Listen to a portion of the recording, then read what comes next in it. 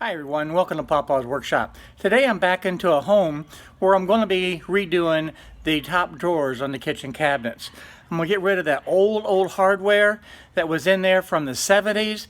Those drawer rollers are worn out and just really ineffective. So let's get started.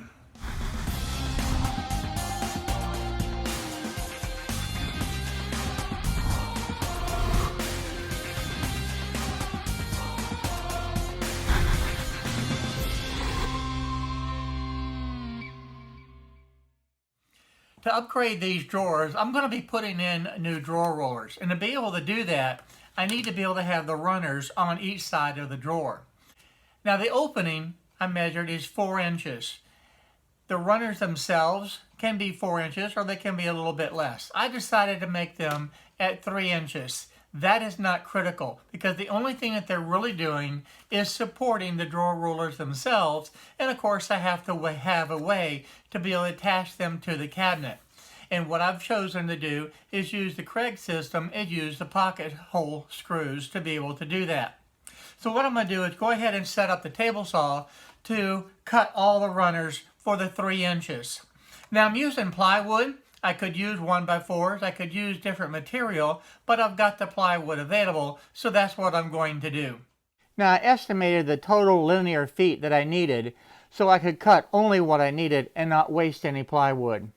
Now while I was at the house, I measured the width of all the openings. So I have those measurements. I'm going to go over to the chop saw now and cut all of those, because that will be the width of the opening on the back and the front, so that the sides will be parallel to each other.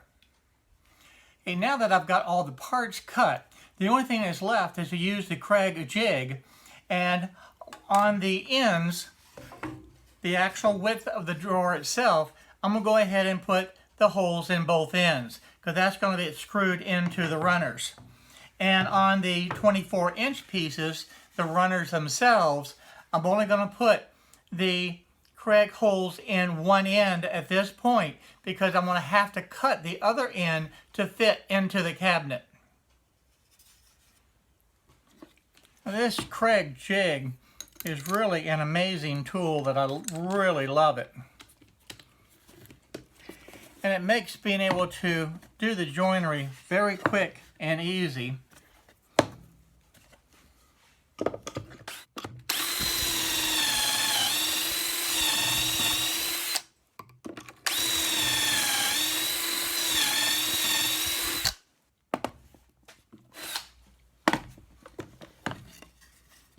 And we'll just continue on and get all of them done. These are those old style brackets that they used back in the 70s to be able to hold the drawers in. And you only had about 6-inch distance here between the front wheel and the back wheel to be able to secure the whole door. And that drawer extended, back 18, 20 inches deep, and it did not have a lot of support.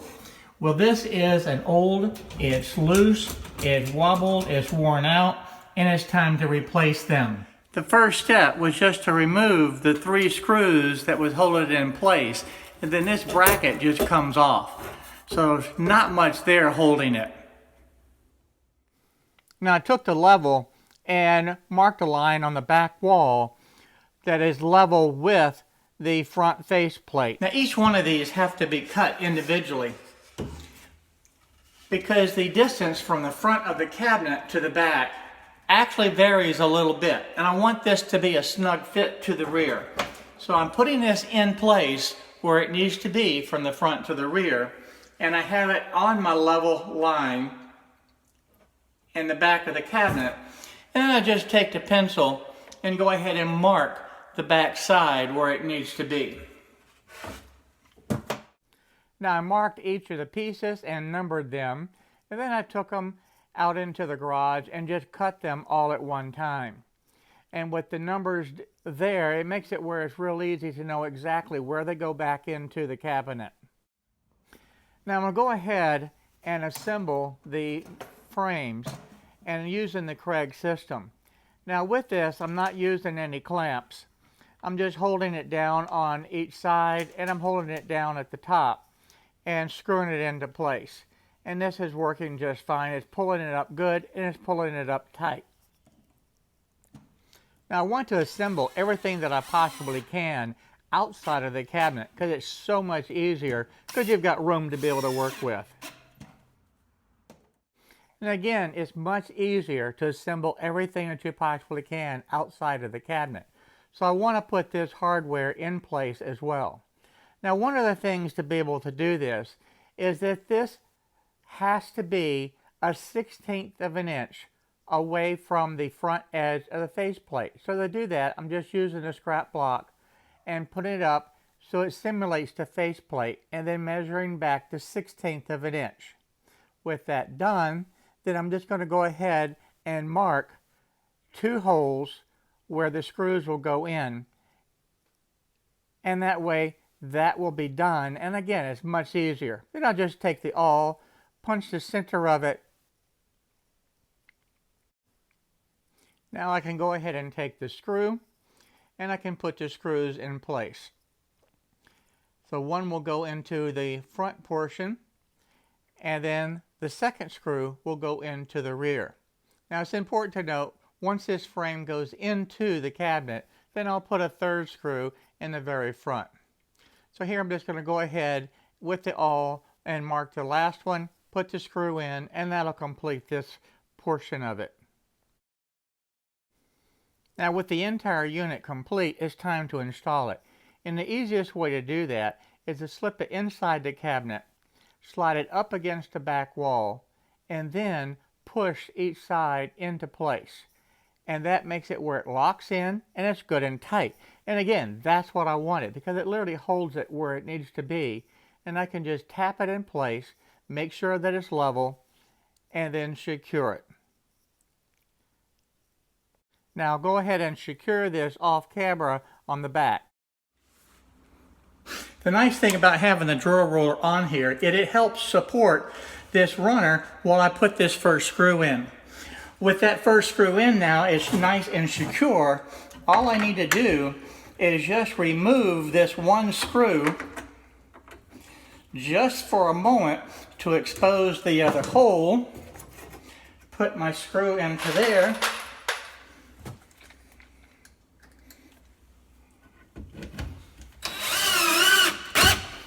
And then slide it right back down into place. Put the screw back in, and it's done. Now I'll finish up the other side, and this one will be ready to put the drawer in. Now anytime you're doing a remodeling project, you always got to anticipate some kind of problem that you didn't really know was going to exist. Well, this is the case with the drawers. In all of the drawers that are made nowadays that I'm aware of, the drawer needs to be 1 inch smaller than the opening of the cabinet itself. Well, these aren't. And even when I was building cabinets back in the 70s, we still used the same guideline. The drawers were 1 inch smaller than the opening in that cabinet. Well, these drawers are 1.25 inches. Meaning that when I go to put in the new drawers, they're too small.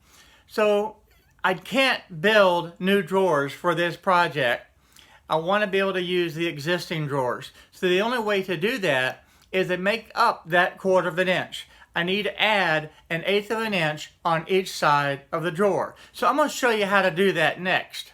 To be able to modify these drawers, I took some plywood and resawed it down to 1/8 inch thick. The problem that I had is I didn't have any 1/8 inch stock on hand, so I had to resaw it. The smallest that I had was 3/16 of an inch, and that wouldn't have worked. It would have made the drawers too wide. So I went ahead and resawed this. So I'm going to go ahead and glue these strips now on, and I'm going to be using the Starbond CA glue to be able to secure this, because it'll dry secure, it'll dry fast, and I'll be able to complete the job, and it'll hold very, very well. Now with that wood secured in place, I'm going to go ahead and screw in the drawer rollers in place, and this side will be completely done. Okay, to be able to put this one on, I'm going to use the accelerator this time, We're going to put the glue down. I'm going to hit it very quickly and put that right in place. Push it down in position, and it's secured. Just that quick. And I'm ready to go ahead and mount the drawer slides now. Can't get any faster than that. In doing remodel work, you never know what you're going to run into. And this I certainly did not anticipate when I started this project on having to modify the drawers. But with this modification, it did work out extremely well. The drawers work smoothly as they should with the brand new rollers. So I'm glad that I was able to do this project today, and I'm glad that I was able to share it with you guys so that you can see that you do not necessarily have to build a brand new drawer. You can modify it and make it work with the new drawer rollers. Hi everyone, thank you for watching my video today. If you like the video, please go ahead and hit the subscribe button down below and the little bell next to it so you'll be notified on the different videos that I upload. Also, check out the videos over here to be able to stay up to date on the happenings in my shop. So again, thank you for watching my videos.